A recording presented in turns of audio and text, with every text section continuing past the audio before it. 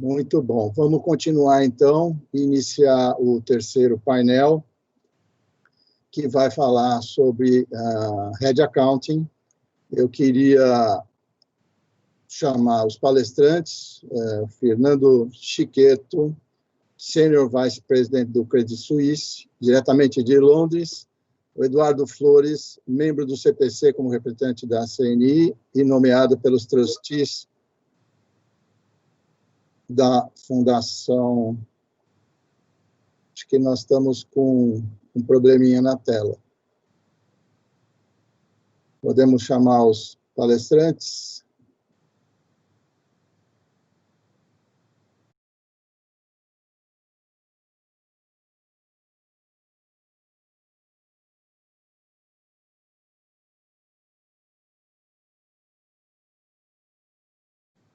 Bom, eu só voltando aqui.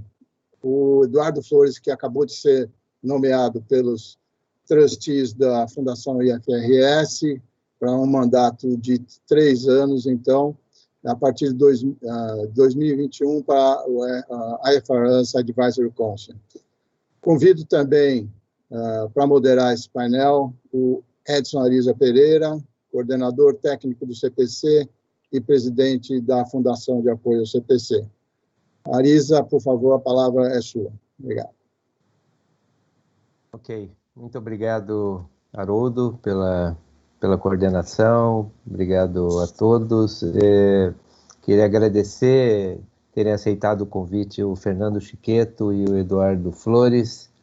Não vou aqui dizer o currículo deles, porque também é extenso, né? Mas posso dizer que no tema Head Accounting são duas feras nesse assunto, tá? O Chiquetto se dedicou muito nesse tema e o professor Eduardo Flores também é muito versado no assunto. Esse é um tema super relevante para todos nós que militamos na área contábil, porque nem todos acabam utilizando essa prerrogativa que tem no framework contábil, né? Então, ele já foi odiado, já foi amado, então, muito relevante isso, e eu queria passar a palavra, então, para o Fernando Chiquetto, desde já, para ele poder fazer a sua apresentação. Na sequência, será o Eduardo Flores. Obrigado.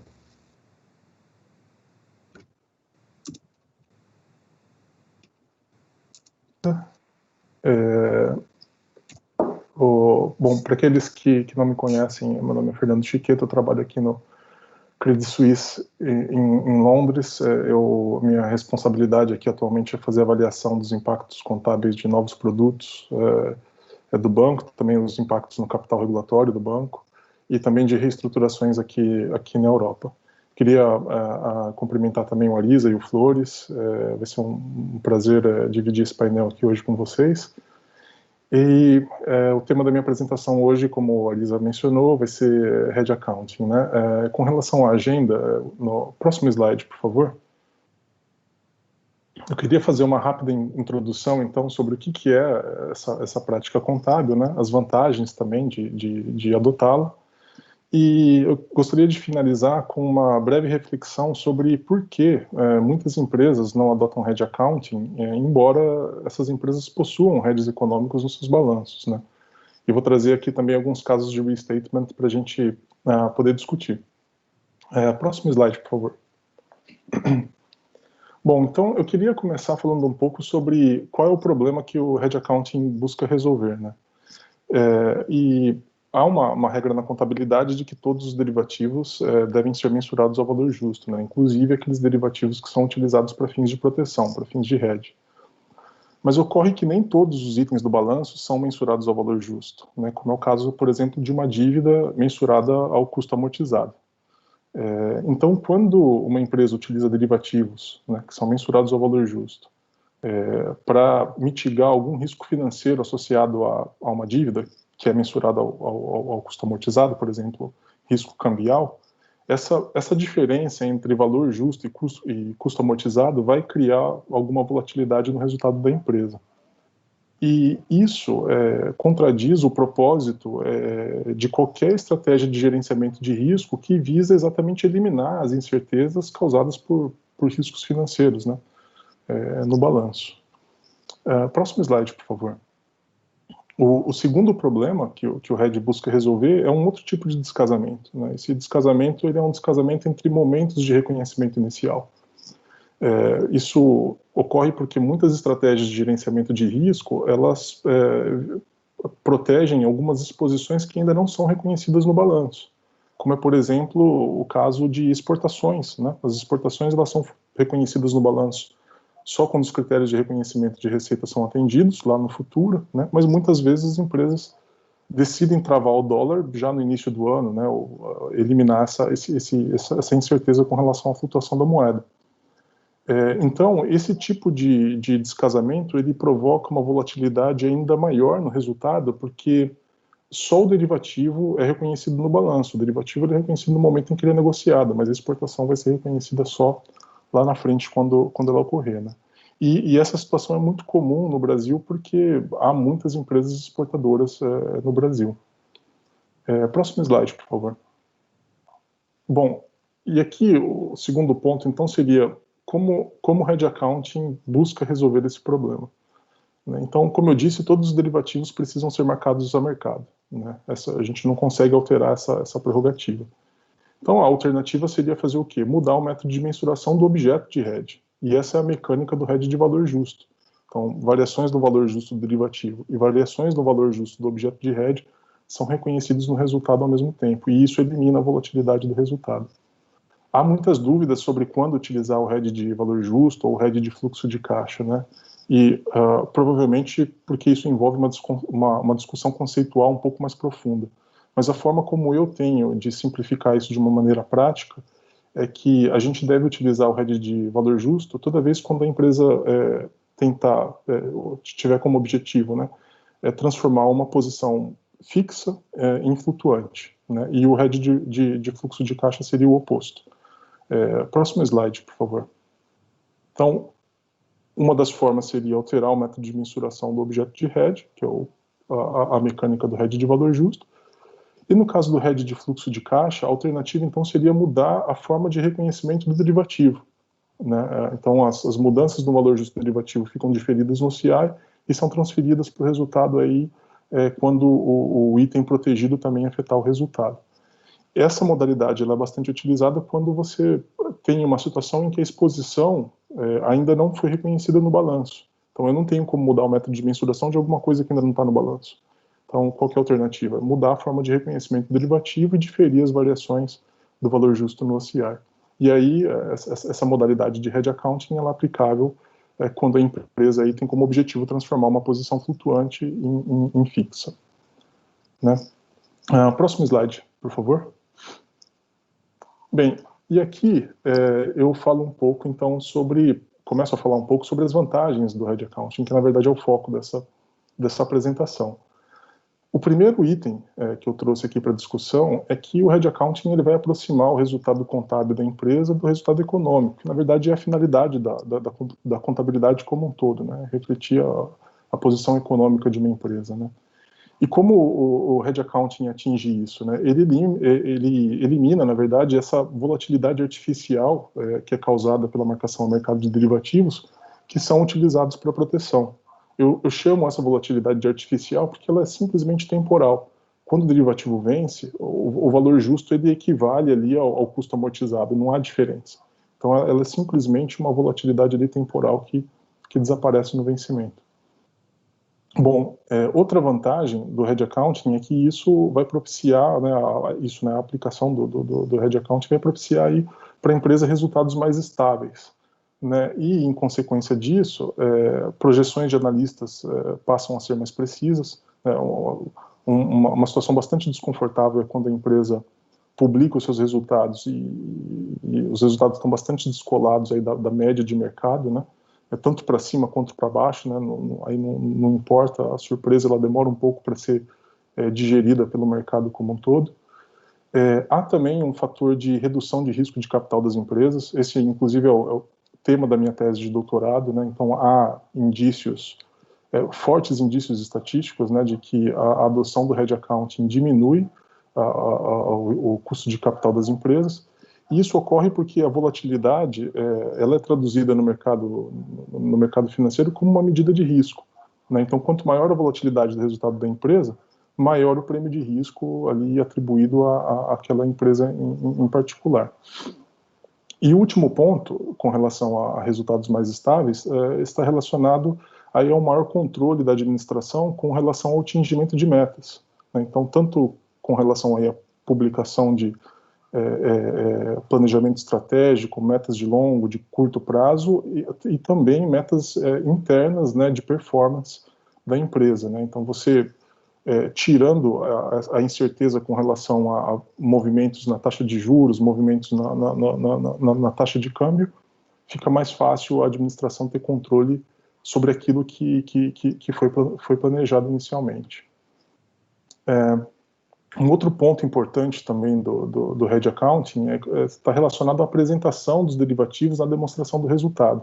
Então, quando a empresa aplica o hedge accounting, ela pode classificar o resultado dos derivativos na mesma linha do resultado em que o item é protegido. E isso traz reflexos em diversos indicadores financeiros. Um exemplo dele é o EBITDA, né? Então, se a empresa não adota hedge accounting, o resultado com derivativos fica ali no resultado financeiro. Não é considerado para fins de EBITDA. Mas se a empresa adota hedge accounting, por exemplo, para proteção contra uma exportação futura, o resultado derivativo é classificado dentro do grupo de receita, e aí é considerado para fins de EBITDA. Então, um exemplo mais à frente que eu vou abordar isso com mais detalhes. Uma outra consequência também dos resultados mais estáveis é relacionada à distribuição de dividendos, né? Porque o resultado mais estável ele vai propiciar, então, uma base de cálculo, né, de dividendos mais estável também, né? E isso vai ajudar na previsibilidade dos dividendos futuros, né, que a empresa espera distribuir, e também vai dar maior transparência aí à política de distribuição de dividendos da empresa. E a gente sabe que muitos investidores no mercado não buscam um retorno de curto prazo na variação do valor de mercado de uma ação, né? Muitos investidores eles estão em busca aí de retornos de longo prazo e também retorno de dividendos, né? Então isso também é uma outra contribuição do hedge accounting. Um outro ponto que eu não vou falar muito agora, porque eu vou retomar mais ao final da apresentação, é que o hedge accounting é mais eficiente que o fair value option, né? O fair value option é tido como uma simplificação do hedge accounting, mas em alguns momentos ele pode trazer aí alguns resultados que podem ser contraintuitivos, né? E eu vou trazer um exemplo real para a gente discutir um pouco mais à frente. O último ponto é relacionado ao gerenciamento de risco, né? Então, o hedge vai refletir na contabilidade a estratégia de gerenciamento de risco da empresa. Talvez esse seja, conceitualmente, o principal atrativo aí para se utilizar o hedge accounting, mas eu não vou me aprofundar nesse assunto, nessa apresentação especificamente, porque o Flores já vai abordar esse tema na apresentação dele a seguir. Próximo slide, por favor. Bem, e aqui eu falei um pouco sobre os benefícios do hedge accounting, então de uma forma mais conceitual, né? Mas eu quis trazer um caso prático para materializar, né, para a gente perceber então como que isso se reflete na contabilidade e na vida prática, né? E esse exemplo, ele considera uma empresa que tem compromissos de exportação, que atendem à definição de compromisso firme, né? Então, compromisso firme na contabilidade é um contrato que define quantidade, preço e data, né? Então, ela tem esses compromissos aí para fazer exportação ao final de cada trimestre no ano. A estratégia de gerenciamento de risco dessa empresa, então, é fixar o dólar, né, no início do ano, no início de 2020, né, uma estratégia bastante comum para empresas exportadoras. Então, já que as exportações futuras elas vão gerar uma posição comprada em dólar, então a estratégia seria abrir uma posição vendida, ou seja, vender dólar no mercado futuro, no mercado a termo aqui, na verdade, no exemplo, né, com o mesmo notional, mesma data, né, enfim, para que se tenha um casamento perfeito. Então, na tabela à esquerda aqui do slide eu mostro o fluxo de exportações e os derivativos, né, então a exposição líquida da empresa ela é zero, é nula, então isso significa que a empresa está protegida com relação à variação do dólar. E na tabela da direita eu mostro qual que é, então, a expectativa da empresa, né? Qual que é o objetivo da estratégia de gerenciamento de risco, né? Então, se a empresa espera exportar $1 milhão ao final de cada trimestre, ali eu tenho uma linha que mostra qual que é o dólar futuro, né, no início do ano, né? Então, o dólar futuro ele fica ali em torno de 4,09 e 4,3, né? Esse é o dólar futuro em 2 de janeiro de 2020. Então, traduzindo isso, a empresa espera aí ter um fluxo em reais em torno de 4 milhões, né, ao final de cada trimestre. Então, basicamente essa é a estratégia da empresa, né, de receber, então, em torno de 4 milhões de reais ao final de cada trimestre. Próximo slide, por favor. Muito bem. Então, aqui, queria falar um pouco sobre o que acontece com o resultado de uma empresa que não adota o Hedge Accounting. Então, a gente pode ver que no primeiro trimestre, né, isso fica evidente no gráfico da esquerda, né, o lucro líquido da empresa foi muito baixo, né, e o motivo disso é porque teve uma alta de 30%, né, a gente observou isso acontecendo no primeiro trimestre, né, o dólar subiu 30%, e isso afetou não só os derivativos que são utilizados para proteger as exportações que ocorreram no primeiro trimestre, mas também todos os outros derivativos que são utilizados para proteger as exportações futuras. Então, toda essa perda com os derivativos foi reconhecida ali já no primeiro trimestre. Então, o lucro da empresa foi muito baixo. Isso o gráfico ali deixa bastante evidente, né? Agora, se a gente olhar para a tabela da direita, né, isso ficou bastante descolado, aí, bastante diferente daquilo que é a estratégia de gerenciamento de risco da entidade. Como eu disse, a expectativa da empresa aí seria ter o quê? Um lucro aproximadamente de 4 milhões de reais ali, ao final de cada trimestre, né? Então, o que acaba acontecendo é que a contabilidade convencional, né, sem a adoção do Hedge Accounting, ela é incapaz de refletir a estratégia de gerenciamento de risco da empresa.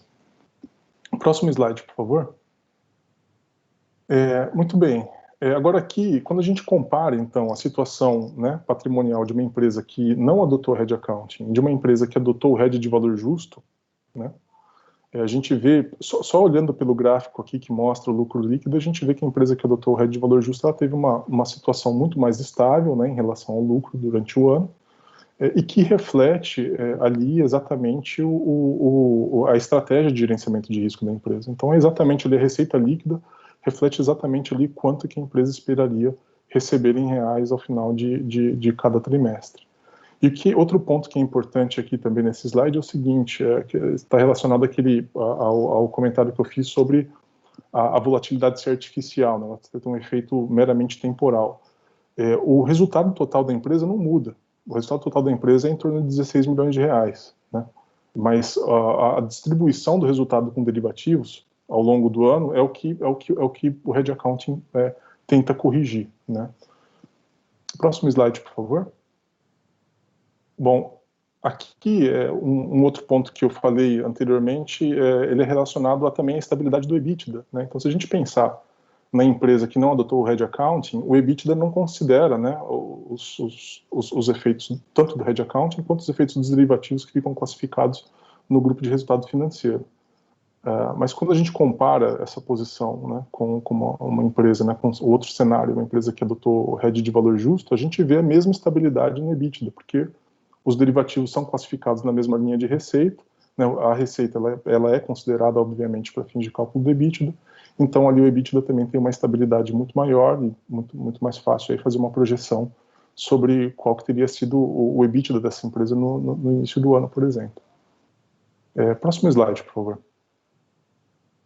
Bom, aqui eu faço uma comparação, eu trago também um exemplo de hedge de fluxo de caixa e um ponto que eu preciso mencionar é o seguinte, há uma única exceção na regra onde a entidade, na regra contábil, onde a entidade pode escolher qual modalidade de hedge accounting ela pode adotar, ou hedge de fluxo de caixa ou hedge de valor justo. Essa situação é quando a empresa tem compromissos firmes e o risco protegido é o risco cambial.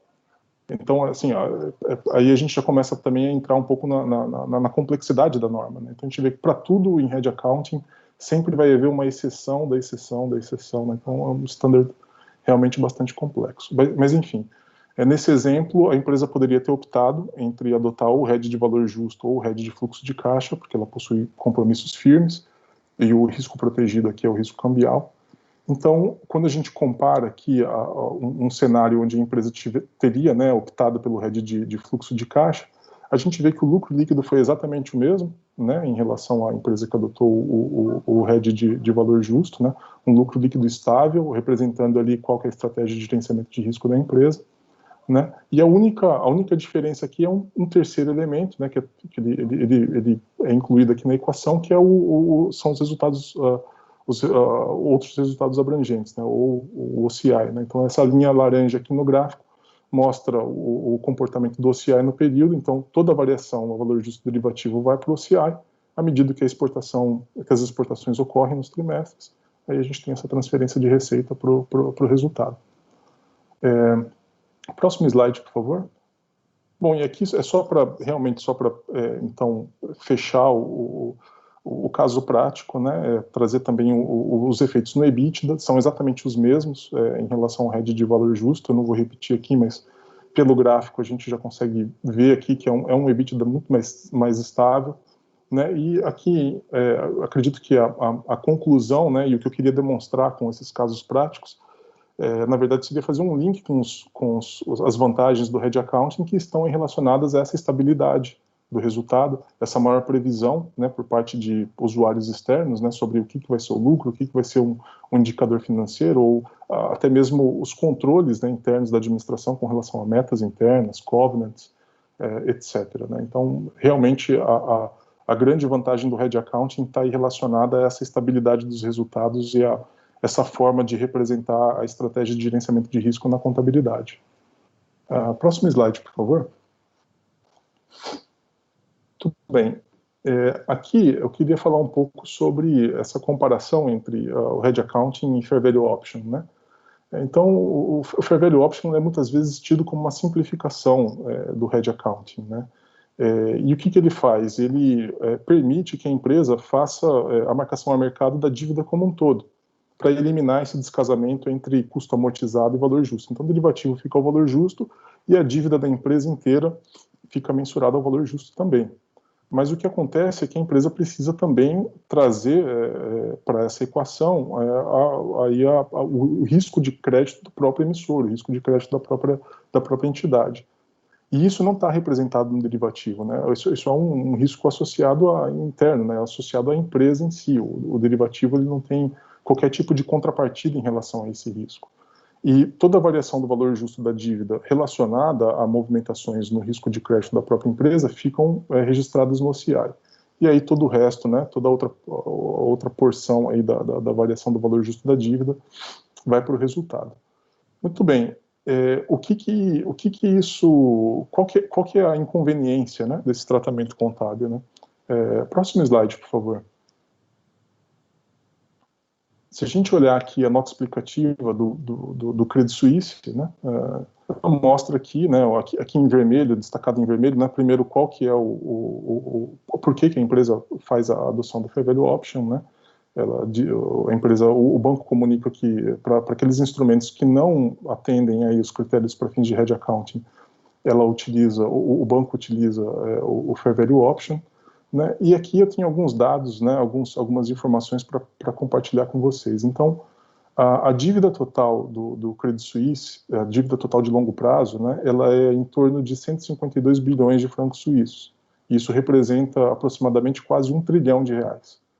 E para quase 50% desse valor, a empresa o banco, né, adota fair value option. Né? Provavelmente aí, não sei, talvez o Arisa possa conhecer outros casos, mas na minha experiência é o caso mais drástico assim, de adoção de fair value option. Imagina 500 bilhões de reais sendo marcados a mercado no balanço da empresa, né, no caso no balanço do banco. Né. E o que acontece? Em 2019, no OCI, o banco registrou 2,2 bilhões de francos suíços de perda, que equivale a 66% do lucro naquele ano. E a grande inconveniência, a grande dificuldade é como explicar essa informação para um investidor. Porque uma perda no OCI, ela está associada a uma informação negativa, né? O banco teve uma perda.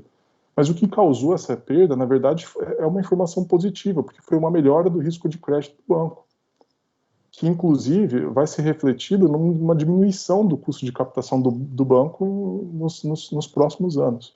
Então, realmente, é um resultado bastante contraintuitivo. E se a gente pensar numa situação inversa, né, se o banco tivesse tido uma piora, né, da qualidade de crédito, o banco teria registrado um ganho, né? E aí, novamente, né, o banco está tendo problemas de pagamento, né, problemas de risco de crédito, e, ao mesmo tempo, registrando um ganho enorme no OCI. Muito bem. Próximo slide, por favor. Bom, aqui eu queria entrar um pouco agora para concluir a apresentação sobre os motivos que levam as empresas a não adotar Hedge Accounting, né? E tem uma pesquisa, né, de 2010, mas que eu acredito que ela ainda é recente, porque, pelo menos na minha experiência, os motivos aqui que a pesquisa traz são bastante fidedignos, né? Então, é um estudo que abrange empresas listadas na SEC e os CFOs dessas empresas, né? Então, entre os principais motivos para as empresas não adotar Hedge Accounting, o primeiro deles é porque muitos hedges econômicos não satisfazem os critérios contábeis, né? A norma é muito complexa. E aí eu trouxe aqui alguns requerimentos, só para ilustrar, não vou passar por todos eles, mas são diversos, né? Diversos requerimentos contábeis. O segundo ponto que é comentado são os elevados custos de monitoramento e implementação, que de fato é requerido, dependendo obviamente aí do nível de sofisticação das estratégias que a empresa adota, mas geralmente os custos de implementação costumam ser um pouco elevados, né? Mas o ponto interessante, o mais interessante que eu acho, e que isso também se reflete um pouco na nossa realidade profissional, é o risco de restatement, né? Isso também foi mencionado pelos CFOs. E isso é evidenciado, na verdade, no próximo slide. Então, se a gente mudar para o próximo slide, aqui é um estudo publicado agora, nesse ano, em 2020, né, que mostra todos os casos de restatement na SEC, nos últimos 10 anos, e na média, houve 9 casos de restatement por ano, devido aí à má implementação, né, a erros de implementação do Hedge Accounting, né. Esse número ele pode ser discutido, se é um número grande ou pequeno, mas o fato é que receita é algo que todas as empresas têm, né? Então, provavelmente, reconhecimento de receita deve ser o principal ali, o principal motivo para restatements na SEC. Mas Hedge Accounting, nem todas as empresas aplicam, né? E aí, se você pensar que daquela menor população de empresas, né, que estão ali aplicando Hedge Accounting, a gente tem uma média de 9 restatements por ano, realmente é um número considerável. Próximo slide, por favor. E aqui eu trouxe um exemplo de restatement, que eu acho que é o exemplo mais recente aqui na Europa, pelo menos, envolvendo um grande banco, né? Foi um restatement em 2017 do HSBC.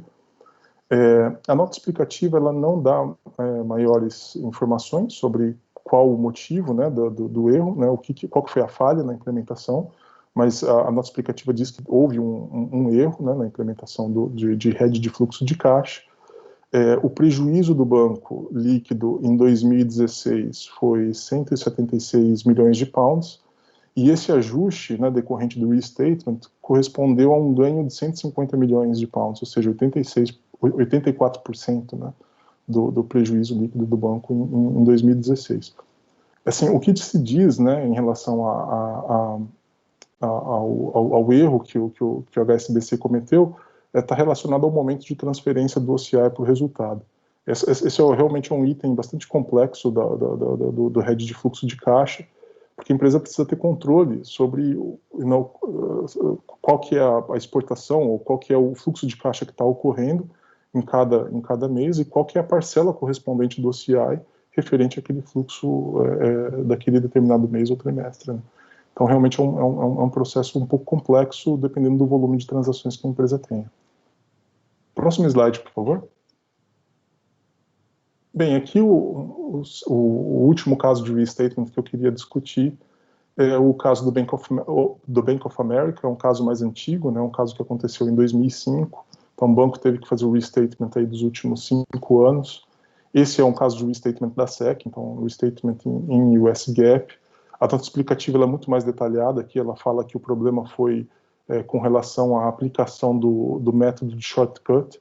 Esse método em US GAAP, basicamente, se a empresa atender alguns requerimentos, ela fica dispensada de fazer o teste de efetividade, né? E o motivo que eu trouxe, pelo qual eu trouxe esse caso de restatement, é porque nessa época, nesse período entre 2000 e 2005, houve diversos restatements na SEC por conta da aplicação do método de shortcut, até o momento em que o mercado simplesmente parou de utilizar esse método, né? Dado assim, praticamente impossível, né, você conseguir atender todos os requerimentos para fazer a aplicação desse método.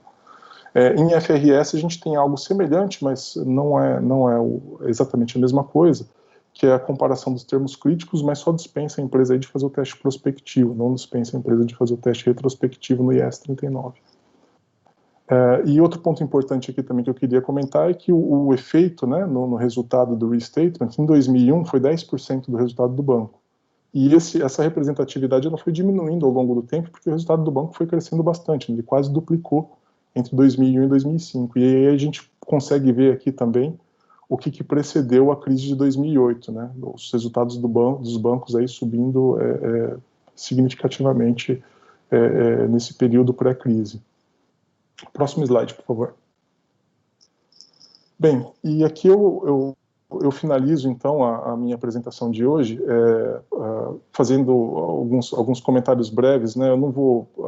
passei aqui já por diversas vantagens, né, com relação à adoção do Hedge Accounting, estabilidade dos resultados, impacto em custo de capital, melhora nas projeções dos analistas, né, projeções mais precisas, né, enfim, diversas vantagens relacionadas aí à aplicação dessa prática contábil, né.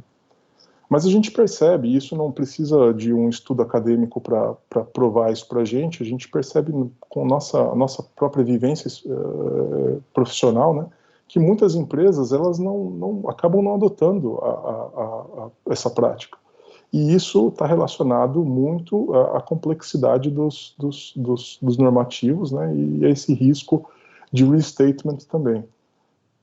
E aí eu queria concluir aqui com uma pergunta, né, um pouco provocativa, né, mas se não haveria ainda espaço para um aprimoramento das normas contábeis, né? Eu tive no IASB por 3 anos como membro do staff do IASB. Como membro do staff, a gente tem uma participação limitada, então a minha contribuição em termos de RED acabou sendo o desenvolvimento do projeto aí de risco dinâmico e as alterações no IAS 39 e FRS 9 decorrentes da reforma da LIBOR, mas o staff ele não tem controle sobre a agenda, né? A agenda, ela o IASB faz consultas periódicas, né, para entender quais são os assuntos importantes que o IASB deveria discutir nos próximos anos aí. E então fica aí uma reflexão, né, se talvez um standard que é tão complexo ao ponto de poucas empresas, né, adotarem, qual que seria a relevância de uma prática contábil né, com tamanhas proporções, né, de complexidade. E aí também uma provocação para o Flores, que acabou de ser indicado como membro do Advisory Council, né, se esse não seria um tema aí para ele também refletir um pouco para durante esse mandato dele como representante do Brasil aí nos próximos anos. Muito obrigado a todos.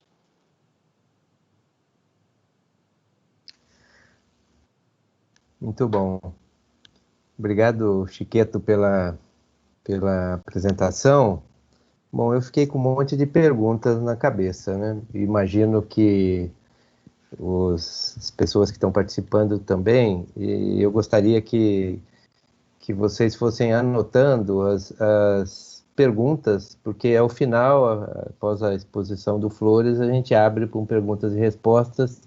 Então, por favor, usem a plataforma para poder fazer essas perguntas, e aí vão chegar até mim, e vou tentar colocá-las aqui para apresentar e para os palestrantes poderem responder.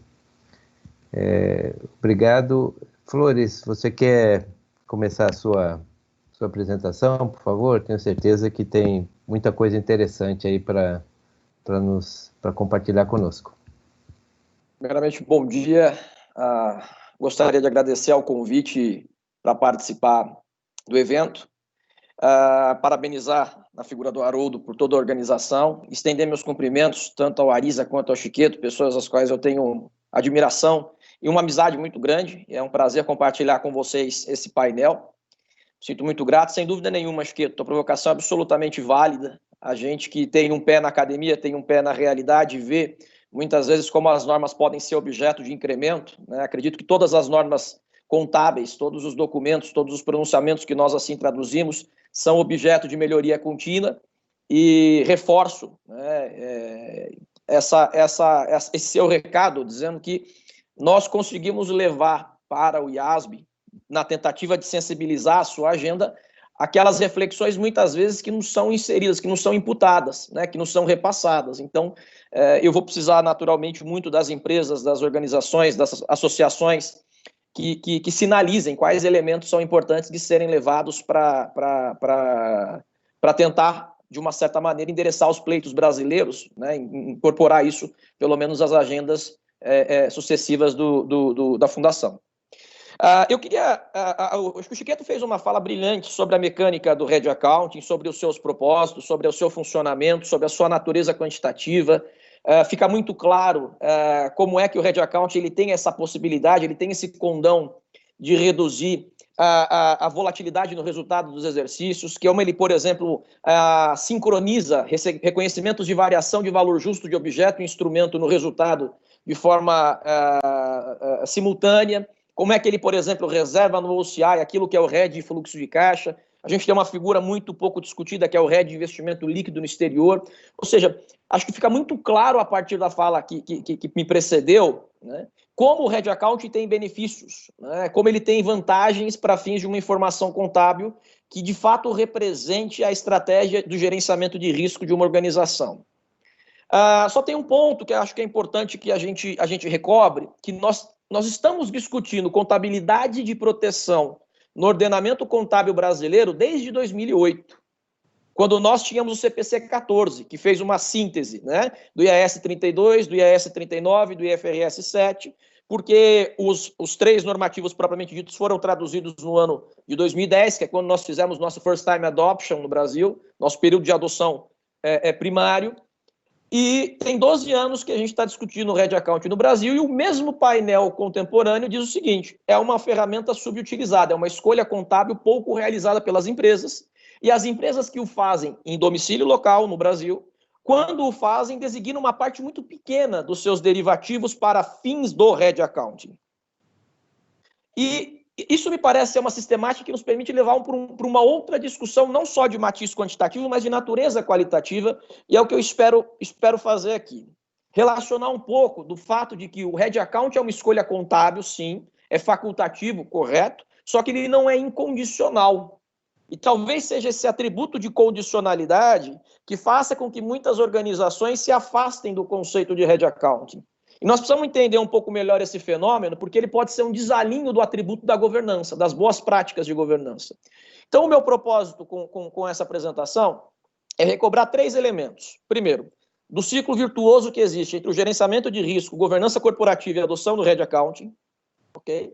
Segundo, como muitas vezes as escolhas contábeis e o Red Accounting, como sendo uma delas, não entra na pauta dos acionistas, especialmente os minoritários, os não controladores.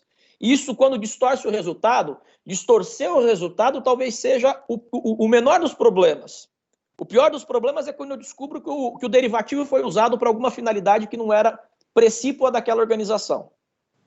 Esse é um ponto fundamental. E terceiro elemento que eu quero discutir ao longo dessa minha fala de 20 a 30 minutos é como o Red Accounting ele promove um compliance tributário, ele acelera, ele incorpora ao compliance tributário, porque aquilo que é a documentação exigida pelo Red Account para fins da sua formalização e designação foi incorporado pela Receita Legal em uma das suas normas infralegais, né, de organização administrativa, digamos assim, como sendo um elemento fundamental para você que não é uma instituição financeira comprovar que o uso daquele derivativo tinha caráter protetivo e pode ter ali, respectivamente, a comprovação de que a sua natureza era uma natureza de proteção e não o contrário, uma natureza de especulação. Então, é por algum desses momentos que eu vou passar.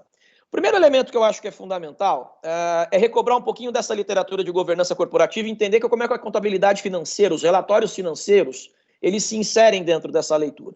Eu não vou fazer uma incursão de revisão de literatura ampla, porque isso não compete, não é essa a ideia, mas o ponto central que eu acho importante da gente discutir é o seguinte: nos idos, né, 1976, na década de 70, Jason Macklin, dois autores muito relevantes, né, expressivíssimos dentro de finanças, economia, governança, tudo mais, eles listam a contabilidade, as demonstrações contábeis, como um instrumento de redução da assimetria informacional. Correto? O que isso quer dizer? Isso quer dizer o seguinte: quem está dentro de uma empresa sabe muito mais do que quem está fora de uma empresa. Só que quando alguém que tem uma empresa, e pode ser ele administrador e sócio, ou só sócio, controlador, decide fazer uma abertura de capital, decide captar recursos com terceiros na forma de crédito e dívida, ele perde graus de liberdade de gerir a empresa dele do jeito que ele quiser.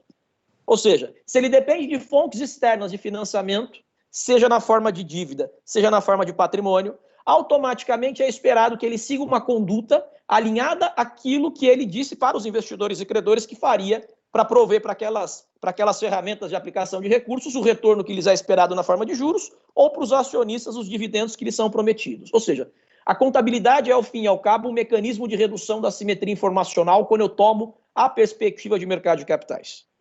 E, ao ser um ferramenta, um instrumental de redução de assimetria informacional, à medida que os resultados contábeis e que as rubricas contábeis elas não refletem aquilo que é compreendido pelas organizações como sendo a sua gestão de risco, seu gerenciamento de risco, a forma como mitigam exposições e volatilidades, esse potencial de redução de assimetria informacional, ele não é atingido, ele não é encontrado.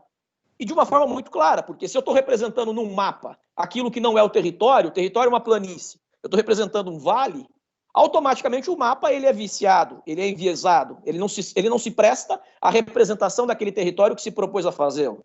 Então esse é um ponto muito importante para quando a gente retoma para a ideia do Hedge Accounting, no seguinte sentido: a adoção é complexa, a adoção é problemática, você tem uma norma muito difícil. Me permitam uma anedota. Um aluno nosso que tivesse ingressado na FUVEST em 2008, na FEA-USP, e tivesse sido um aluno aplicado, hoje em 2020, se ele tivesse decidido seguir carreira acadêmica, ele estaria defendendo o doutorado dele. Então, esse argumento da complexidade da norma, ele é muito importante porque nos traz problemas na prática, mas ele não é um elemento central, pelo menos ao meu ver, para que muitas empresas se afastem da adoção, porque o grande ponto central é o que reflete a não adoção do Hedge Accounting. E esse é um ponto que eu gostaria de destacar ao longo da apresentação. Próximo slide, por favor.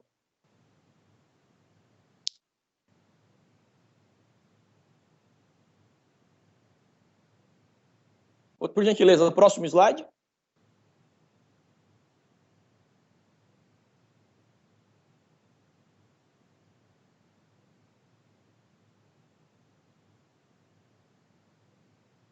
Bom, esse cubo, né, é aquilo que nós mais usualmente aprendemos a interpretar depois da Sarbanes-Oxley, né, que ele é o cubo de gerenciamento de risco empresarial, o Enterprise Risk Management, provido pelo Committee of Exposure Organization.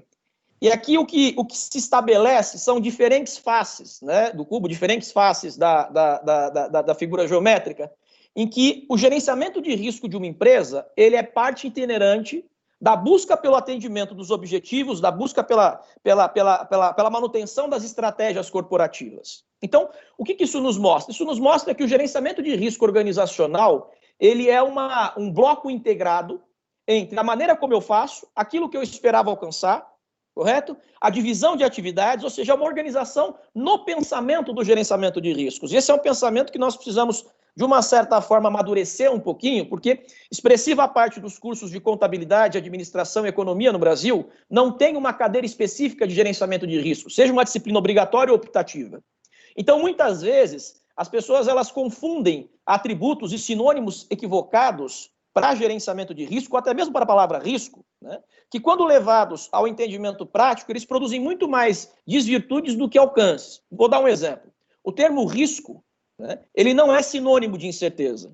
Incerteza é um atributo que persegue, que vive na cabeça dos indivíduos. Ele é objeto das ciências comportamentais. O risco é um elemento de natureza material. Ele pode ser estudado de forma científica. Qual a probabilidade, por exemplo, de uma variação cambial que supere 5% de um mês para o outro?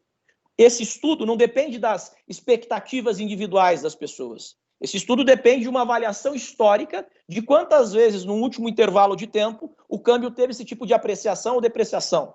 Então, esse é um ponto fundamental, que a gente comece a estudar um pouco melhor o gerenciamento de riscos, porque muitas vezes as empresas às quais nós visitamos, CFOs os quais nós temos contatos, quando nós perguntamos qual é o valor de risco definido pelo teu conselho de administração como tolerável a ser seguido pela empresa, a ser aceito pela empresa, não existe essa definição muitas vezes. Ou seja, se sequer foi definido qual é o volume de risco que uma empresa está disposta a correr, não existe um aculturamento de formalização de gerenciamento de riscos e, por consequência, as práticas de hedge financeiro, de hedge econômico e a contabilização dessa proteção, quando feitos, são feitos de forma assodada.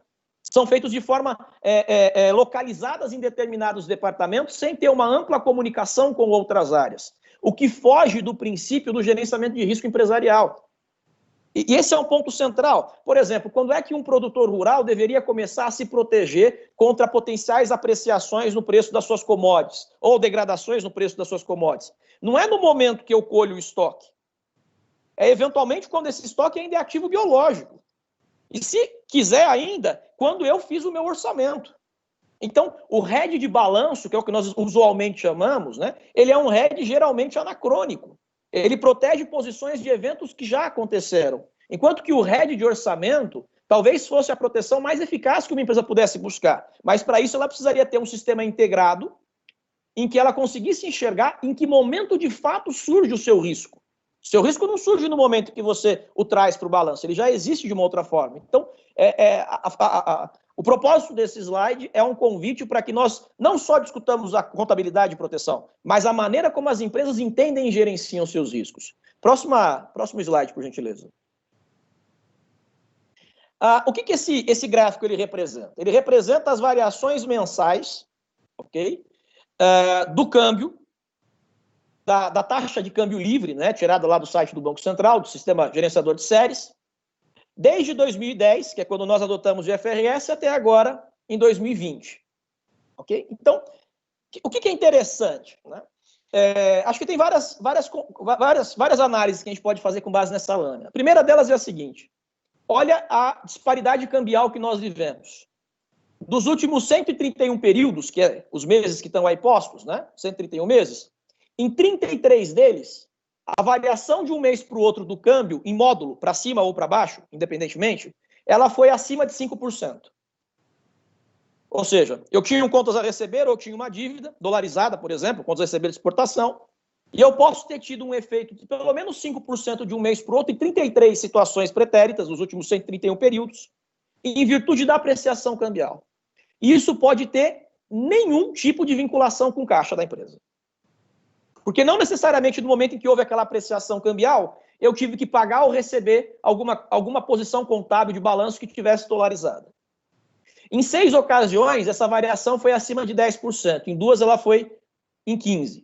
Né? Ou seja, em 31, em um terço, praticamente, dos últimos 10 anos, a variação de um mês para o outro do câmbio superou 5% para cima ou para baixo. O que essa gangorra gera? Bom, naturalmente que ela gera uma necessidade de proteção. Então, essas empresas estão se protegendo de alguma forma. Quem, por exemplo, compra insumos dolarizados e vende produtos no mercado local, pode ter dentro da sua fórmula de apressamento, do preço que cobra, dos produtos que vende, dos serviços que presta, aumentos ou diminuições, caso o preço tenha elasticidade, né? Caso o preço possa ser ali reajustado a depender da aceitação da demanda. Então, ela está repassando o custo desse aumento cambial no preço, o que nós chamamos de hedge econômico.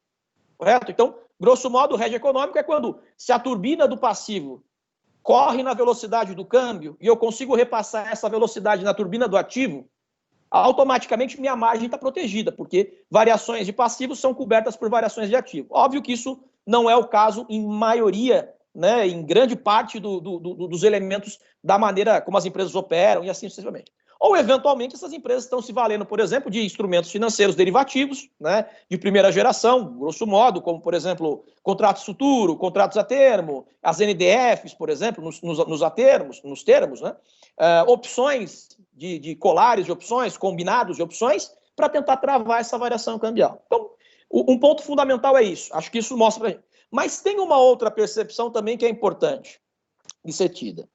Nós somos expostos a variações de taxas há pelo menos 50 anos. Né?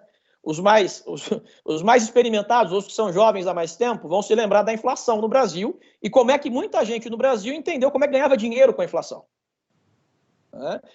Muitas pessoas entenderam como é que compreendiam como é que faziam gerenciamento inflacionário e ganhavam dinheiro. E o câmbio também não é muito diferente. Então, se eu estou exposto à variação cambial, mas entendo um pouco do mercado de câmbio, entendo um pouco como é que funciona o apressamento e as variações das taxas de câmbio, pode ter muita gente também fazendo dinheiro com a exposição cambial. E qual que é o ponto central disso? Se você é uma instituição financeira e tem uma mesa de operação em câmbio, isso faz todo sentido do mundo. Agora, se o teu objeto social não está vinculado à economia financeira e está vinculado à economia real, né, se ao fim e ao cabo a tua atividade é produzir itens, vendê-los e prestar serviços e repassá-los, isso não tem a ver com o escopo financeiro, esse desvirtuamento de propósito operacional pode ser um dos elementos pelos quais o Hedge Account não está sendo aceito. Porque ele tira graus de liberdade de especulação. Especulação, muitas vezes, travestida de proteção, chamada de proteção. E esse é um ponto central que a gente precisa encarar com muita transparência. Porque quando uma empresa quebra, ou quando uma empresa vem à bancarrota, ou tem problemas de liquidez e solvência, porque ela negociava derivativos de uma forma diferente daquilo que ela dizia, esse problema, muitas vezes, é colocado como se a empresa tivesse tido um comportamento predatório, não necessariamente o deixou de tê-lo, não é isso que eu quero discutir aqui, mas onde é que estavam, por exemplo, os acionistas? Onde é que estavam os analistas de mercado? Quando uma empresa tem 200% do prejuízo dela produzido por perdas com derivativos, será que nos anos anteriores, expressiva parte dos lucros que usaram para distribuir como dividendos também não vinha de ganhos com derivativos em natureza especulativa? E aqui a estrutura e o entendimento da literatura e da teoria de gerenciamento de riscos nos ajuda a entender um pouco do que é esperado de alguém que diz que se protege com derivativos, que é mais ou menos o que se espera de alguém que contrata um seguro, uma apólice. Quando uma seguradora subscreve uma apólice, correto? Você está coberto, por exemplo, por um veículo. Você está coberto, por exemplo, no caso de uma exposição de um veículo, para roubo, perda. Né? Você está coberto, por exemplo, com relação ao furto. Se você tiver, por exemplo, produzir perdas em terceiros, bater no carro de alguém, isso também vai estar coberto de alguma forma. Então, o que acontece? Você tem um carro de 100 mil reais, pagou uma apólice de 5 mil. Qual o teu valor protegido de patrimônio? 95. Se alguém roubar o teu carro, você vai receber um outro carro, mas dado que você pagou uma apólice, né, o que você fez no mecanismo de gerenciamento de riscos? Você trocou uma grande perda incerta, que poderia ser você bater seu carro e produzir um prejuízo maior, por uma pequena perda certa. É isso que você faz com o gerenciamento de riscos. O mesmo é esperado quando você usa um derivativo. Você troca uma grande perda incerta por uma pequena perda certa, que é contratar um derivativo, pagar pelas taxas de contratação. Agora, quando eu descubro, por exemplo, que uma empresa que não é do setor financeiro, que não tem natureza especulativa em taxa, moeda e juros, né, e em preço, ela está perdendo dinheiro com derivativo de qualquer natureza que o valha, a pergunta central é, como é que nós deixamos isso acontecer? Quais seriam os dispositivos que teriam inibido esse tipo de comportamento? Quais seriam os engajamentos de acionistas que teriam inibido esse tipo de atitude? E esse é um ponto central, porque se você colocar no teu objeto operacional que você vai produzir e vender itens agrícolas, que você vai produzir e vender produtos de consumo durável, e que pode ter ganhos com preço, taxa e paridade cambial, está lá no teu objeto operacional. O acionista que comprou a tua ação, o investidor que analisou o teu balanço, e lembrando sempre o seguinte, investidor é gênero, não é espécie. Quem analisa balanço é analista fundamentalista. O indivíduo que pega o beta para compor portfólio de ação, de acordo com o CAPM, com a teoria de estrutura de capital, de alocação de portfólio, ele está acreditando numa convenção, correto? Numa convenção de que os preços das ações refletem todas as informações disponíveis sobre os ativos. Se reflete ou não reflete, se sempre reflete ou algumas vezes reflete, isso ele não sabe.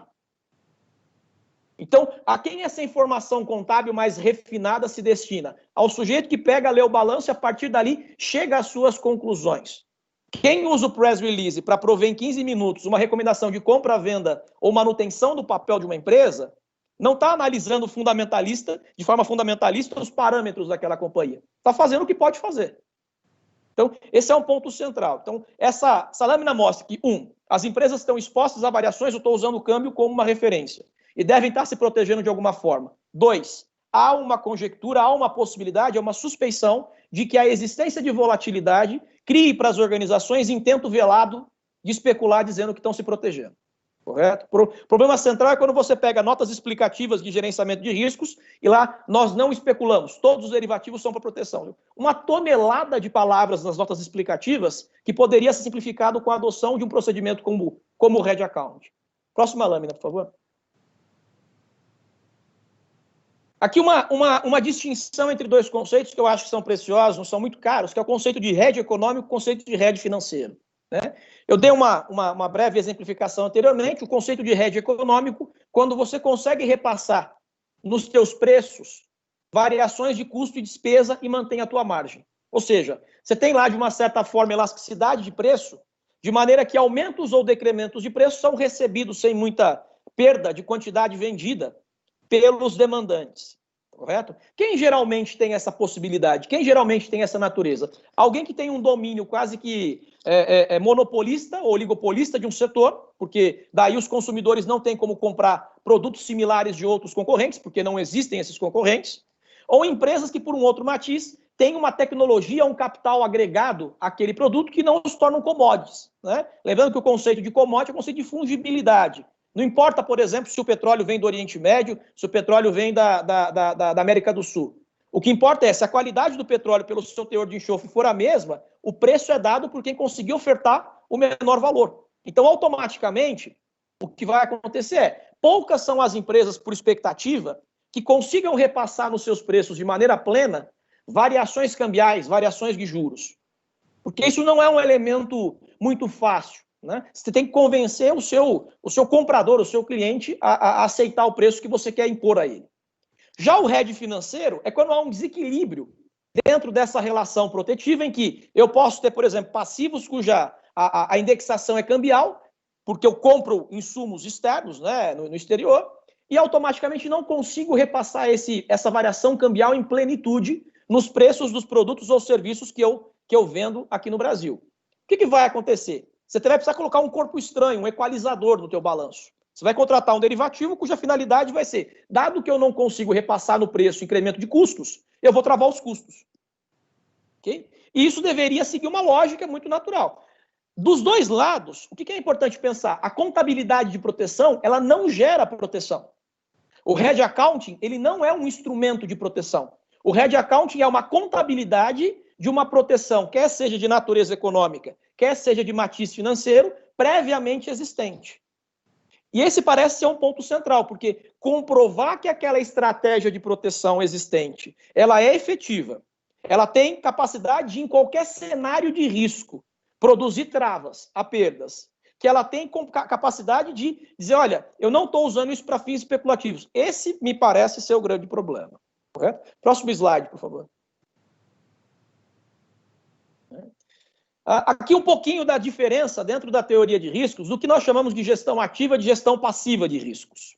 A gestão passiva é um pouco daquele exemplo que eu dei agora há pouco, de você ir até um corretor de seguros e dizer assim, essa é a minha exposição, esse meu veículo, essa minha propriedade, esse meu imobilizado tem essa natureza e eu quero me proteger, por exemplo, contra danos que possam acontecer a esse meu bem. Automaticamente, o que o corretor faz? Ele preenche um formulário, repassa esse formulário para a seguradora ela te propõe um produto securitário de apólice, né, que você vai lá, está coberto, e quando você diz, ok, vamos fazer negócio, a seguradora subscreve a apólice e traz para ela todos os cenários potenciais de risco que possam vir a se materializar em função de um sinistro. Então, essa vertente da gestão passiva de riscos, o indivíduo que está se protegendo, ele tem muito pouca ação, praticamente nenhuma. Ele só relata qual é a exposição que ele tem. Qual é o problema central? Quando você vai para a gestão ativa de riscos. Por exemplo, eu tenho variações cambiais, eu preciso determinar o montante da variação cambial que eu estou exposto, eu preciso determinar as datas de vencimento desses contratos, eu preciso dizer se aquilo é ou não material para a minha empresa, se eu tenho ou não alçada para me proteger com relação, e encontrar um produto que não existe no mercado securitário, por isso vai ter que ir para o mercado financeiro, que me proteja. Então, na gestão ativa de riscos, a empresa, né, ela é protagonista. Ok? Ela é protagonista. Então, se não houver um instrumento de documentação e formalização de como é que esse processo é conduzido, a possibilidade de desvios de conduta é muito, muito expressiva. Próximo slide, por favor. E aí, retomando brevemente esses conceitos, a ideia de governança corporativa, né, eu acho que a gente tem algumas coisas importantes que serem pensadas. Quais as funções da governança de uma empresa? Alinhar interesses entre quem gere e quem é o dono do negócio. Esse é o primeiro elemento. Segundo, alinhar interesses entre quem negocia com uma empresa e a empresa que negocia com esses intervenientes, com esses stakeholders. Tá? No caso brasileiro, por que nós não podemos pegar a literatura de governança, tal como ela é norte-americana, ela é saxônica, e aplicar no mercado brasileiro sem reflexões? Porque o mercado brasileiro é caracterizado pelo controle, pela estrutura de capital controlada por um grupo ou, às vezes, por um indivíduo. Se a gente pegar 100 maiores empresas de capital aberto na Bovespa, na B3, né, em muitas ocasiões nós identificamos uma família controladora de uma empresa de capital aberto. Então, aquela literatura original do Berlin Mies, de 1932, que dizia, ó, quando você separa propriedade de gestão, principal de administrador, né, o que vai acontecer? Você pode ter um risco do administrador querer utilizar os recursos da empresa em prol da maximização da sua própria função de utilidade e não dos donos do capital. No caso brasileiro, isso tem uma outra conotação, porque o administrador muitas vezes é o sócio controlador.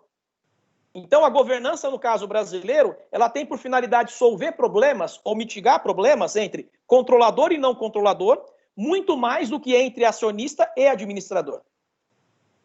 Correto? E esse é um elemento central, porque se eu sou minoritário de uma empresa e se eu quero ver aquela organização perseguindo os seus propósitos, os quais ela anunciou como sendo propósitos de relação operacional, eu não quero que ela se aventure com derivativos. Então, essa escolha contábil do Head Account, ainda que seja da empresa, o vetor de pressão, ele deveria vir em algumas ocasiões dos controladores, dos não controladores, perdão, dos minoritários. Você vê que não necessariamente não controlador é minoritário. Nós já vimos alguns casos em que o minoritário era o controlador. Tá?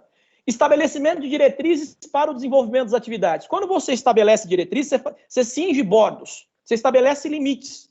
Você diz, olha, eu vou tirar os seus graus de liberdade porque os conflitos de mau uso dos ativos de uma empresa não estão só no âmbito do CEO, do CFO, da alta diretoria executiva. Às vezes, superintendentes, divisões menores, podem ter percepções equivocadas ou visões muito estanques da sua área exclusivamente e tomar decisões que não refletem o melhor para o todo da empresa. Então, nesse contexto, a governança é um sistema que visa alinhar os interesses entre os indivíduos que interagem com uma empresa e reduzir os graus de liberdade dos decisores. Próximo slide, por favor. Isso é uma representação que eu acho interessante, porque quando a gente fala num sistema de governança corporativa, a gente fala, olha, quais são os mecanismos, né, mais usuais desse sistema? Auditoria interna, gestão de riscos, conselho de administração, controles internos, auditoria externa, gestão de pessoas, tecnologia da informação. E o que acontece? Tem duas formas de se gerir riscos, usualmente compreendidas e discutidas dentro da literatura que nos leva ao gerenciamento de riscos. Uma é o que nós chamamos de abordagem humana. Um exemplo tradicional seria, está todo mundo dentro de um ambiente, pega fogo naquele recinto, eu vou ter que, se alguém ali for treinado, se os funcionários tiverem recebido treinamento para combate a incêndio, eu vou depender desse indivíduo que foi instruído, que foi educado, correr, pegar o extintor, identificar se o extintor é para aquele tipo de fogo, ir lá e apagar o incêndio. Então, isso é chamado de abordagem humana. Você investe no treinamento das pessoas para que em situações críticas elas consigam prover resposta ao risco ali apresentado. O que é a abordagem de engenharia? Você não vai depender da ação humana, você vai tentar estabelecer mecanismos que tenham por finalidade, independente da ação humana, em uma situação de exposição ao risco ou de materialização do risco, ok? De mitigar ou tirar aquela situação específica. Então, por exemplo, ao invés de colocar só, né, o treinamento para as pessoas e os extintores lá próximo, para que eles possam, numa situação de fogo, apagar o incêndio, você vai colocar os chuveirinhos, né, os sprinklers, no teto da sala. Se pegou fogo, ele não depende da ação de ninguém. Para o próprio calor, ele vai lá, explode, começa a irrigar água e tentar apagar o incêndio. O Red Accounting dentro dessa estrutura é mais ou menos isso. Quando alguém vai lá e contrata um derivativo, não o designa para Red Accounting e conta na nota explicativa que aquilo é único e exclusivamente para fins de proteção, os usuários daquela informação, os investidores daquela empresa, eles estão confiando estritamente, ainda que não saibam, na abordagem humana. A pressuposição é não vai haver nenhum tipo de desvio de conduta e esse derivativo é tão somente para fins de proteção. Quando eu estabeleço o Red Account como política de proteção, de contabilização de proteção contábil indiscriminada, todo derivativo tem que ser designado para o Red Account e tem que ser provado que ele é de natureza protetiva. É claro que você pode ter desvios ainda assim. Pode ser que um dia que pegou fogo o sprinkler não estourou. Mas automaticamente a tua exposição ela não depende só da boa conduta das pessoas. Porque você tem mecanismos que, em tese, mitigariam ou tirariam os estímulos para que essa ação ela fosse feita exclusivamente em caráter personalíssimo. Okay? Então é um sistema. Né? Próximo slide, por favor. Todo derivativo deve ser mensurado com os efeitos, né, pelo valor justo, com os efeitos levados ao resultado. O Chiquete bem explorou isso, ficou muito claro na apresentação dele, eu não vou me alongar aqui. O que isso pode gerar? Volatilidade, distorção dos indicadores, né, aspectos geográficos da DRE. Se está pegando um derivativo que é para fins de proteção, reconhece a variação do valor justo nas rubricas de resultado financeiro e não no resultado operacional. Até nisso tem muita discussão. Né? Até nisso tem, porque, por exemplo, quando é ganho com derivativo que melhora a margem operacional e o EBITDA, há um certo estímulo a colocar ele no top line da DRE. Quando é variação com valor justo em despesa, e ali isso pioraria os indicadores de lucro operacional, a tendência natural é uma busca pelo reconhecimento nas rubricas de resultado financeiro. Mas o grande ponto, para mim, dessa regra geral é a seguinte, né? Quando você tem um derivativo e não o designa para Red Accounting, ele não é indiscriminado. Correto? Ele não é segregado. Então, eu não sei, ao fim e ao cabo, se ele está sendo usado para proteção ou se você diz que está sendo usado para proteção. Não existe essa possibilidade. Né? Ah, mas, de acordo com a leitura jurídica, deveria haver uma questão de priorizar toda a gestão da companhia, os administradores são responsáveis, não fariam isso. Eu não quero ter de confiar necessariamente no bom intento das pessoas. Talvez essa seja a mensagem central. E uma outra questão muito importante. Hedge especulativo é um paradoxo lógico. Correto? Se eu vou lá e contrato uma apólice de seguro que só cobre batida para um veículo, por exemplo, mas não cobre furto e roubo, eu não estou protegido. Existe pelo menos um cenário de exposição que não tem cobertura. Então, eu estou pagando menos naquela apólice para ter só um tipo de cobertura e o resto é especulação. Eu estou especulando que eu não vou ter o carro roubado ou furtado. Então, hedge, a gente encontra muito essas passagens, especialmente em materiais de ordem tributária, né? Era um hedge especulativo. Hedge especulativo é um paradoxo. Não.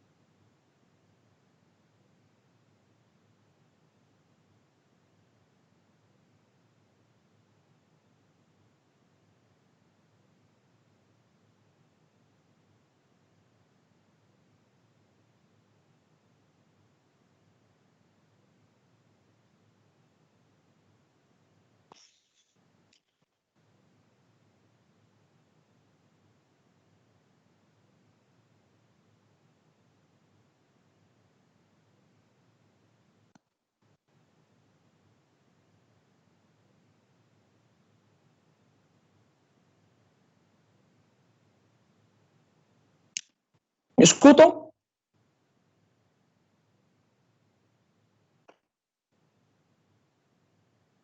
Próximo slide, por favor. E aqui um ponto importante da nossa, já sintetizando, indo para o final da minha fala. A adoção do Hedge Accounting, muito embora ela seja uma escolha contábil, ela não é uma escolha incondicional. Ok? Porque eu tenho que comprovar a estratégia de proteção e eficiência. E essa comprovação da estratégia de proteção e eficiência é o que alinha as boas práticas de gestão e gerenciamento de riscos, de governança e gerenciamento de riscos, ao Hedge Accounting. Próxima lâmina, por favor. Algumas conjecturas que é isso, né, por uma compulsão de artigos acadêmicos, pesquisas acadêmicas, mais algumas experiências de mercado, de implementação do RED ou não implementação do RED, do porquê que as empresas não adotam de forma, na sua potencialidade e na sua plenitude. Complexidade documental para comprovar a efetividade do RED. Esse argumento ele é assustador. Porque se você não consegue comprovar a efetividade do RED, a pergunta central é: quais foram os critérios para contratar aquele derivativo? Então, me parece ser carente de logicidade, né? de argumento lógico, esse primeiro elemento. Redução da liberdade financeira das organizações. É exatamente isso que eu quero. Se eu sou acionista de uma empresa que opera no setor, por exemplo, de minério de ferro, eu não quero ver aquela empresa se aventurando com derivativos de câmbio. Correto? Então, você quer especular ou proteger? O sujeito vai lá e lança uma opção fora do dinheiro. Quando a opção entra no dinheiro, o que ele faz? Ele vai lá e resgata para fazer um lucro financeiro. Isso não pode ser velado. Esse é o ponto central. Desconhecimento por parte da equipe contábil. Isso é um matiz educacional, né? Nós ainda temos poucas pessoas estudando o Hedge Accounting. Isso me parece ser um elemento importante. A ausência de pressão por parte dos shareholders e stakeholders. Esse também parece ser um elemento absolutamente inexistente. Né? As escolhas contábeis deveriam ser, em determinadas medidas, compartilhadas com os investidores, parte do sistema de governança da empresa. Então, se eu tenho um lucro que é muito distorcido pela não adoção do Hedge Accounting, ou o uso de derivativos que têm natureza dúbia, porque eu não tenho lá uma formalização da proteção, e os minoritários não falam nada com relação a isso, os credores não comentam nada com relação a isso, né? É como se eu estivesse dando um cheque em branco para que a companhia pudesse gerir do jeito que ela bem quisesse a parte financeira, a parte de derivativos. Próximo slide, por favor. E aqui o ponto central, o ponto final da minha apresentação. A Instrução 1700 da Receita Federal, nos artigos 107 e 108, ela trabalha basicamente com a seguinte ideia: quais devem ser as comprovações que uma empresa não financeira, não da indústria financeira, ou seja, da economia real, deve prover para que uma perda com derivativo, por exemplo, possa ser considerada dedutível para fins da tributação do tributo sobre a renda. E olha que interessante, os incisos 1º e 2º do artigo 108, ele fala: ter comprovada a necessidade do RED por meio de controles que mostrem os valores de exposição ao risco relativo e ter demonstrado a adequação do RED. Então, a IN 1700, ela é pós o CPC 38. Correto? O que ela fez, grosso modo? Transformou num instrumento de comprovação de que as perdas com derivativos para fins tributários eram operacionais, aquilo que nós temos de forma facultativa no CPC 48 hoje, mas já o tínhamos no 38, que é a documentação do RED. Então, se eu não consigo comprovar que o RED é eficaz para fins do Hedge Accounting, talvez também eu não conseguisse comprovar numa eventual diligência fiscal. E esse é um ponto que causa muito estranhamento, porque se você tiver uma perda com derivativo, você não é uma instituição financeira, e não tiver possibilidade de comprovar que aquilo era operacional, qual vai ser a consequência? Um gross-up de 34% em alíquota nominal sobre aquela perda. Você perdeu o valor e vai ter que pagar imposto sobre a renda com ele. Isso é um ponto muito importante de reflexão, porque quem não adota o Hedge Account, como é que está comprovando que as perdas com derivativos são dedutíveis para fins tributários? Isso é uma incógnita. Próximo slide, por favor. Esse quadro, eu não vou passar os 9 passos, né, mas está num artigo do professor Nelson e meu, professor Nelson Carvalho e meu, no Controvérsias Jurídico-Contábeis, né, em que a gente detalha o que é uma política de hedge. É um documento onde você vai estruturar o objetivo, o tipo de hedge accounting, a natureza do risco, a identificação do instrumento. Ah, mas o mercado tem muitos produtos, o mercado tem muitas complexidades. Perfeito, mas eu não estou aqui me dirigindo necessariamente às instituições financeiras que têm mesas de proteção e gerem seus riscos por posições líquidas. né? Acho que tu até comentou no início, por exemplo, o IASB tem um projeto que é um projeto bastante duradouro, que ainda não concluiu, chamado Dynamic Risk Management, foi objeto de discussão no ano anterior. Aqui eu estou me dirigindo às empresas de economia real, né? Produtoras de itens e serviços. Próximo slide, por favor.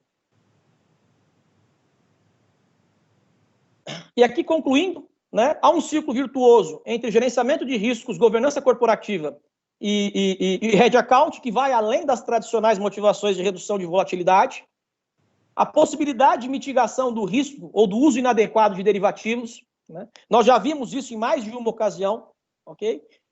Deveria ser parte do pleito dos acionistas não controladores, certo? Isso é um ponto fundamental, né?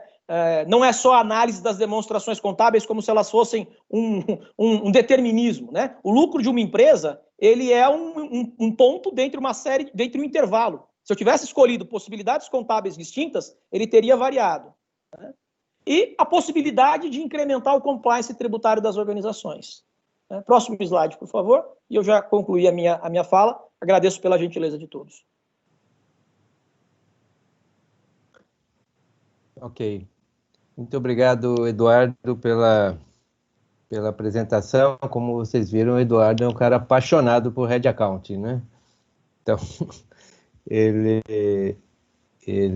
fez uma excelente exposição e a gente viu aqui nas duas apresentações enfoques diferentes cobrindo o mesmo tema. O Chiqueto falando mais na parte da parte técnica do Hedge Account propriamente dito. O Eduardo focou bastante na parte de governança, limite de risco, que são essenciais para monitoramento desse processo. A gente tem uma série de perguntas aqui. Eu queria que a gente tentasse responder as perguntas brevemente, por conta do tempo que nós estamos pressionados. Segundo o Haroldo, nós temos 15 minutos.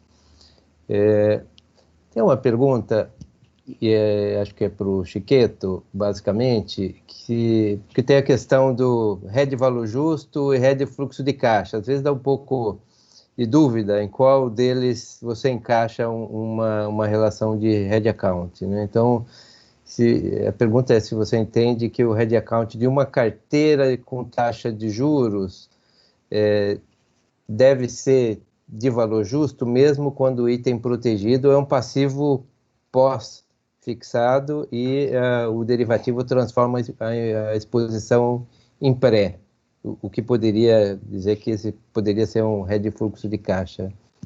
Você pode falar para a gente, Chiqueto? Claro, perfeito, Elisa. Então, a regra é exatamente essa, né? Sempre quando você tiver uma exposição de taxa de juros flutuante e você transformá-la em fixa, você está diante aí de um hedge de fluxo de caixa. E o contrário é aplicado aí para hedge de valor justo. Isso pode ser observado nos hedges de portfólio aqui na Europa. Então, se você olhar aqui na Inglaterra, por exemplo, a maioria dos financiamentos residenciais aqui são taxas fixas, né? Desculpe, são taxas flutuantes aqui na Inglaterra. E se você olhar, por exemplo, a nota explicativa do HSBC e de outros bancos aqui na Inglaterra, eles utilizam a macro cash flow hedge, né, que seria então um hedge de fluxo de caixa dinâmico, né? Agora, quando você vai para a Europa, para outros países aqui, França, Alemanha, a maioria dos financiamentos aí são a taxa fixa, né? E os bancos, eles querem transformar essa taxa fixa em taxa flutuante. Então, o hedge de portfólio de valor justo aí é vastamente utilizado aí por bancos europeus, e aí segue a mecânica de hedge de valor justo. Ok. Uma outra questão voltada nesse ponto, você comentou que o efeito do hedge accounting pode ser ou é alocado na demonstração do resultado na linha do objeto do hedge, né? E teve uma pergunta se isso é uma obrigatoriedade ou é uma possibilidade, ou seja, a gente tem flexibilidade para isso ou não? O IFRS não é específico, né? Então a empresa, mesmo adotando o Hedge Accounting, ela poderia manter os resultados derivativos ali dentro do grupo de resultado financeiro. Seria questionável, né? Porque qual que seria então o propósito de se utilizar Hedge Accounting e não mudar a classificação no resultado? Mas o ponto, e é interessante que eu recebi essa pergunta, porque o Tadeu ele mora do outro lado do rio, aqui, né, do rio Tamisa, né? E a gente costuma falar sobre apresentações, discutir alguns temas, né? Então, se eu passasse os slides aqui da minha apresentação, acho que quase daria para ele ver dali da casa dele do outro lado do rio. E o único ponto que ele pediu para que eu incluísse na minha apresentação era esse, de que o projeto sobre demonstrações financeiras primárias do IASB, ele pretende excluir essa opção. Então, se a empresa adotar Hedge Accounting, ela terá que classificar o resultado com os derivativos na mesma linha que o objeto de hedge. É o que parece fazer sentido, não é? Justamente para dar esse senso econômico na demonstração, né? Tem uma pergunta aqui que acho que é bem para o Flores. O que seria essencial, Flores, ter na nota explicativa de gerenciamento de risco? Não fala tudo, que senão a gente vai até a tarde, mas... Acho que, em uma palavra, inteligibilidade. Eu falo duas, então. Não, brincadeira à parte, eu acho que a questão da inteligibilidade, ela permeia todas as notas, né?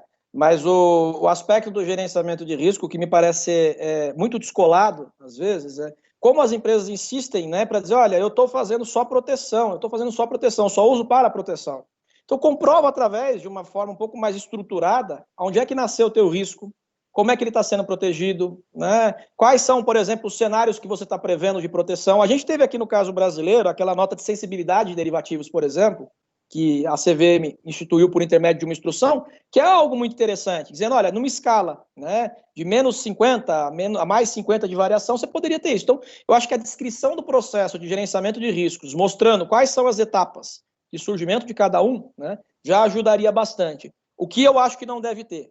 Copy-paste das companhias ABC, correto? Acho que né, pegar aquilo que aqueles estándares de notas explicativas que são produzidos muitas vezes e colocados a mercado, eu acho que isso realmente cria uma situação ali de pouca reflexão sobre a prática de gestão de riscos. Não, excelente.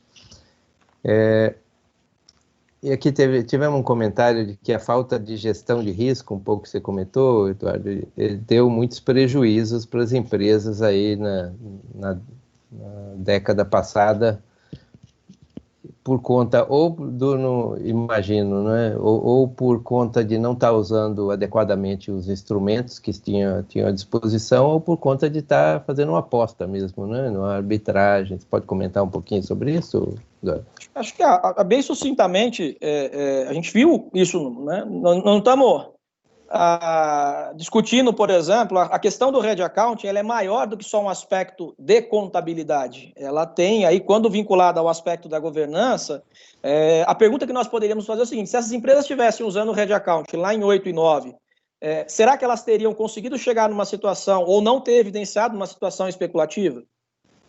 Acho que esse é um ponto importante, porque esse contrafactual, né, que nós muitas vezes deixamos de fazer, do porquê que deu errado lá, ele pode nos ajudar muito. Talvez a má utilização, a baixa utilização do Hedge Accounting é que talvez o mesmo espírito de especular nas situações em que eu ainda tenho possibilidade, ele ainda esteja presente, né, ainda seja virtual. Então, acho que esses elementos, eles têm mostrado em várias situações que as normas contábeis refletem ou buscam refletir uma realidade, né? Se essa realidade não existe, eu acho que esse é o ponto a ser discutido. Uhum. Ok, muito bom. Então, a gente pode resumir que o Hedge Accounting, então, a utilização, ele contribui para a capacidade da empresa gerir os seus próprios riscos, não é? Ele pode melhorar essa estruturação.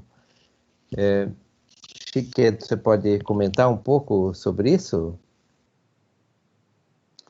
Ele pode, sim, sem dúvida, contribuir para maior transparência em geral, né, sobre as práticas de gerenciamento de risco da empresa.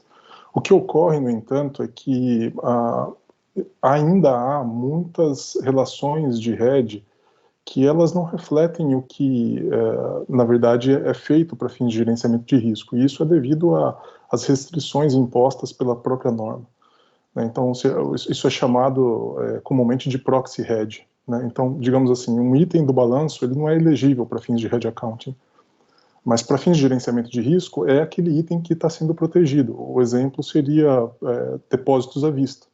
Então, depósitos à vista são explicitamente excluídos da norma de hedge accounting como objeto de hedge. Mas a gente sabe que os bancos fazem hedge de portfólio, né, dos depósitos. Então, o que os bancos fazem normalmente? Eles vão atrás de proxies no balanço. Eles procuram outros passivos que seriam elegíveis para que se tenha uma relação. E isso não é vedado pela norma, a adoção de proxies, né? Inclusive é esclarecido em um dos parágrafos do Basis for Conclusion do IFRS 9, né? Então, sim, o hedge accounting ele permite que haja uma aproximação maior transparência, mas ele também permite que haja proxies no balanço. Então, só um elemento para que se tome cuidado. Todo modelo ele é a simplificação da realidade, né? E o modelo de hedge accounting não é perfeito. Ele tem alguns pontos que precisam ser examinados com mais cuidado.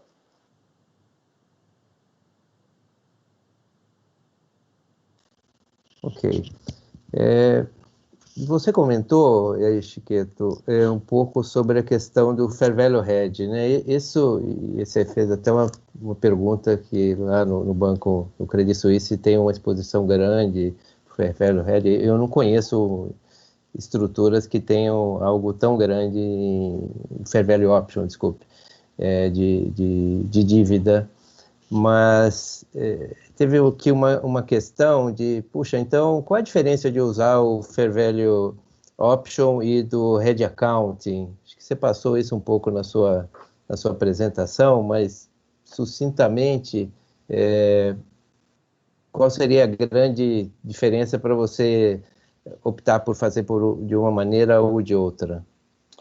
A grande vantagem do hedge accounting em relação ao fair value option é que o hedge accounting ele permite que a empresa designe só um dos riscos afetando um instrumento financeiro. Por exemplo, se é uma dívida que está exposta à variação cambial, ao risco cambial, eu posso designar como risco, sendo protegido, somente o risco cambial. Isso significa que eu vou marcar mercado só aquela parcela, né, referente àquele risco específico. Então, eu praticamente ignoro todos os outros riscos afetando a dívida, por exemplo, o risco de crédito do próprio emissor. E, por esse motivo, você tem um casamento muito melhor com o derivativo, porque os derivativos normalmente têm garantias, eles têm risco de crédito muito, muito baixo, muito pequeno. Então, com isso, você consegue atingir o objetivo, né, que é eliminar a volatilidade dessas posições protegidas no balanço. Agora, quando a gente pensa no fair value option, ele não permite que você faça essa, né, vou proteger só o risco de taxa de juros, vou proteger só o risco cambial. Não, você tem que marcar a dívida mercado como um todo. E aí tem essa parcela de variação do valor justo, que é relacionada às mudanças do risco de crédito do próprio emissor, que não tem qualquer tipo de contrapartida no derivativo. Isso vai para o OCI de acordo com as normas atualmente, né? Antes do IFRS 9, isso ia para o resultado do período. Isso causa essas situações controversas, né? De que você tem uma melhora do risco de crédito, né? Então uma informação boa, e ao mesmo tempo você tem uma perda no OCI. Eu costumo dizer, eu brinco no banco, né, porque eu nunca tinha visto antes uma entidade fazer um uso assim do fair value option com tamanha magnitude, né? A gente vê o tamanho do passivo de longo prazo do Credit Suisse é quase R$1 trilhão, e 500 bilhões de reais são designados para fins de fair value option. Então isso é uma volatilidade enorme no OCI que precisa ser explicada a cada trimestre para os acionistas, né? Eu costumo brincar que o fair value option é como quando você vai numa concessionária comprar um carro usado e o vendedor não te fala sobre todos os defeitos do carro. Então você sai da concessionária feliz, achando que você fez um baita de um negócio, e aí, quando você vira a esquina, o carro começa a dar problema no motor, né?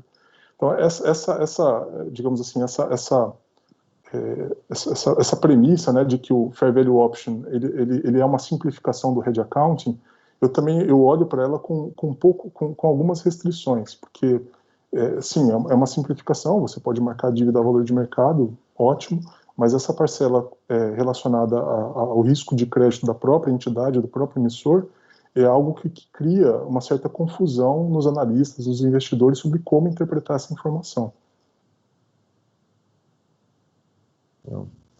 Ok. Eduardo, você falou bastante de governança, dos processos de monitoramento, e eu coloco aqui limites de risco. O que você entende que devia ser um processo de comunicação para os órgãos de governança em relação às políticas não só de Hedge Account, mas de proteção em termos do balanço das empresas, ou seja, dos ativos e dos passivos? Eu agrego que a gente viu década passada alguns problemas que ocorreram por conta de informações não completas para os órgãos de governança e um monitoramento não muito adequado. A gente evoluiu bastante nesse tempo, mas você podia falar para a gente um pouco isso? Sim, alguns bons exemplos que eu tenho visto, Arisa, eles de empresas com uma estrutura bastante robusta, bastante adensada, é a criação de um departamento de gerenciamento de riscos, correto? Então, e isso é muito interessante, porque, por exemplo, quando a gente olha na estrutura tradicional, vou tomar um exemplo, não necessariamente para taxá-lo, mas eu pego uma tesouraria, e o departamento de tesouraria, muitas vezes ele tem atribuição de gestão do capital circulante líquido, né? Ele faz lá gestão de recebíveis e pagáveis, e também muitas vezes cai também na mão dele as aplicações financeiras e todos os elementos, e cai também sobre ele o gerenciamento de riscos de posições financeiras, né? A gente sabe muitas vezes que instrumentos derivativos podem ser utilizados tanto para fins de buscar lucro com eles ou buscar proteção com eles. E quando esses intentos eles são confundidos dentro de um departamento que conjuga ambas as atividades, tanto aplica financeiramente quanto tende a proteger, você tem uma tensão natural, uma possibilidade natural para que dentro desse departamento, ou dentro dessa estrutura administrativa, surja ali um desvio. Okay? Um derivativo que, em tese, deveria proteger, sendo utilizado para fins da busca de um lucro por si e não o oposto. Então, alguns departamentos têm sido criados, departamentos de gerenciamento de risco. Tem hoje uma figura chamada Chief Risk Officer, né, o CRO, que é em algumas organizações onde isso acontece. E a essa estrutura especificamente compete os diferentes tipos de gerenciamento de riscos das empresas. Operacional, financeiro, né, todos eles. E esses departamentos se reportam diretamente para os conselhos de administração. Correto? Então, esse fluxo, esse conduíte, primeiro, de você colocar para fora da riscos e ter uma submissão por organograma direto aos conselhos de administração, reduzem muito os casos de uso inadequado dos derivativos. Então, acho que esse é um primeiro elemento fundamental, né? Acho que a gente tem muito a caminhar com as divulgações para o mundo externo. Acho que os calls com investidores, por exemplo, dedicam pouquíssimo tempo para explicar quais são as estratégias de proteção das organizações, né? Até porque o call está muito mais preocupado com a ordem do dia, que é explicar os resultados, né? Mas dá um panorama, as aplicações corporativas, as apresentações corporativas, perdão, mostrando isso, mostrando como é que é feito o risco. Eu acho que são elementos aí de uma conduta boa para a gestão de riscos. Excelente. Bom, eu recebi aqui o cartão vermelho do Haroldo, mas nós temos perguntas aqui ainda, então eu quero mencionar para aqueles que perguntaram que os nossos palestrantes, a gente vai responder isso junto com os nossos palestrantes até o final do evento ou durante os próximos dias. Então, agradeço aí a participação brilhante de vocês, as perguntas da plateia aqui, que foram muito, muito boas, e tem perguntas boas aqui também, mas vamos seguir para o próximo. Agradeço a todos e devolvo a palavra para o Haroldo. Obrigado, Chiqueto, obrigado, Flores.